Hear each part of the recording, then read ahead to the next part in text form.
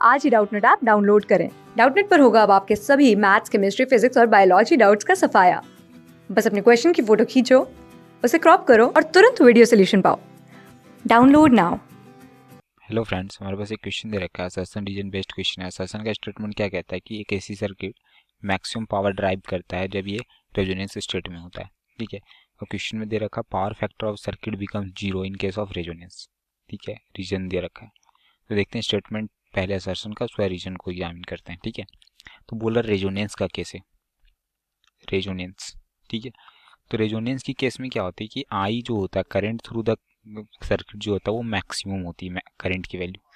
ठीक है, अगर आई की वैल्यू अगर मैक्सिमम होगी, सारी चीज़ को हम एक बार देख लेते हैं। ठीक है, आई की वैल्यू अगर मैक्सिमम होगी तो एक चीज़ ध्यान दो यहाँ पे कि आई इक्वल्स टू क्या होता है। अगर आई आर एम एस अगर लिखते हो तो V R M S upon Z होता है।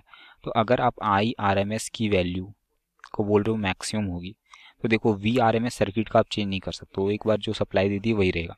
लेकिन जेड की जो वैल्यू होती है वो फ्रीक्वेंसी पे डिपेंड करती है। ठीक है, तो फ्रीक्वेंसी पे डिपेंड करती है, दैट मीन्स जेड की जो वैल्यू है वो चेंज होगी। तो जेड की वैल्यू क्या होती है, तो जेड जो होता है वो इम्पिडेंस होता है और ये होता है R square plus XL minus XC का होल स्क्वायर।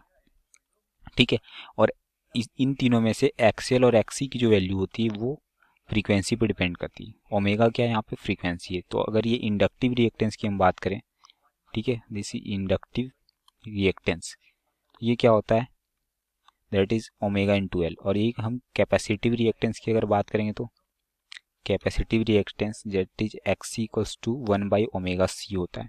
ठीक है, तो ये दोनों ओमेगा पे डिपेंड करता है। तो जेड की वैल्यू को हम क्या करेंगे, अगर आई को मैक्सिमम करना चाहते हैं तो हमें क्या करना पड़ेगा, जेड की वैल्यू को मिनिमम करना पड़ेगा।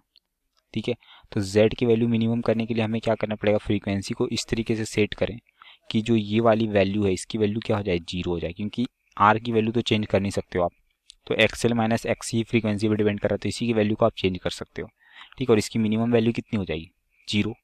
तो जेड मिनिमम होने के लिए क्या होनी चाहिए, एक्सएल माइनस एक्स की वैल्यू जीरो होनी चाहिए। ठीक है, और जब एक्सएल माइनस एक्स हो जाएगा तो जेड मिनिमम का वैल्यू किसके बराबर हो जाएगा, दैट इज आर के बराबर हो जाएगा।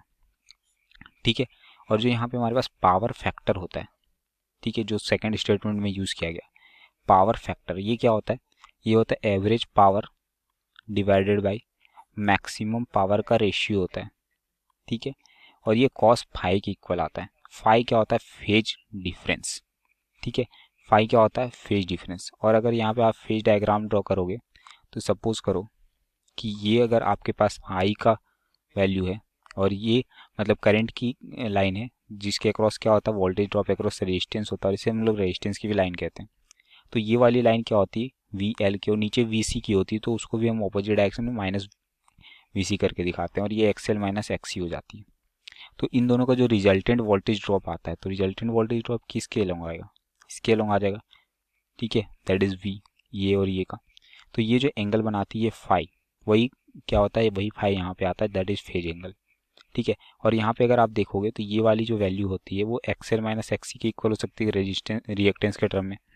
ठीक है, तो ये वाली वैल्यू कितनी हो जाएगी, that is will be impedance Z, और यहाँ से जेड की वैल्यू आपके पास क्या आ जाएगी, root R square plus XL minus XC का होल स्क्वायर। ठीक है, तो यहाँ से आप देखोगे कि कॉस फाई जो आपके पास आएगा that is R by Z आएगा। ठीक है, और अगर रेजोनेंस के केस में देखेंगे तो आर बाई क्या हो जाएगा, जेड मिनिमम हो जाएगा, और जेड मिनिमम की वैल्यू कितनी होती है, आर, तो कॉस फाई कितनी होती है, 1। That is the case of resonance. ठीक है, तो यहाँ पे अब देखते हैं कि बोला मैक्सिमम पावर कितना होगा। तो देखो जो पावर लिखते हैं पी एवरेज, ठीक है, वो क्या लिखते हैं, V R M S into I R M S into cos phi. ठीक है, या फिर आप देख सकते हो कि हमारे पास क्या होता है, यहाँ पे देखिए जो हम पावर फैक्टर लिखे हैं वो क्या लिखे, average power by maximum power. ठीक है, तो अगर कॉस फाई की वैल्यू अगर हमारे पास 1 आ जाती जो हमने देखा रेजोनेंस के केस में, ठीक है, तो पी एवरेज क्या हो जाता है, पी मैक्सिमम के बराबर आ जाएगी, और that is V R M S into I R M S के बराबर हो जाएगा। ठीक है, क्योंकि आप यहाँ से भी वो चीज़ें देख सकते हो, कहाँ से, जहाँ पे हमने पावर फैक्टर का डेफिनेशन लिखा था। यहाँ अगर कॉस फाई की वैल्यू 1 आ जाएगी तो दैट मीन्स आपके पास यहाँ से ये वाली वैल्यू आ जाएगी। ठीक है, तो ये चीज़ें हमारे पास है, मतलब हाँ, एक हम कह सकते हैं रेजोनेंस के केस में पावर जो होगा वो मैक्सिमम होगा। तो असर्सन का स्टेटमेंट करेक्ट है। लेकिन रीजन की बात करेंगे तो पावर फैक्टर क्या आता है हमारे पास, यूनिटी आता है, जीरो नहीं आता, तो ये गलत है। तो कौन सा होगा, assertion is correct but reason is incorrect, that is option number 3 correct होगा। Thank you. क्लास 6 से 12 से लेके नीट, IIT, जेई मेंस और एडवांस के लेवल तक 10 मिलियन से ज़्यादा स्टूडेंट्स का भरोसा। आज ही डाउनलोड करें डाउटनेट ऐप या व्हाट्सएप कीजिए अपने डाउट्स 8400 400 400 पर।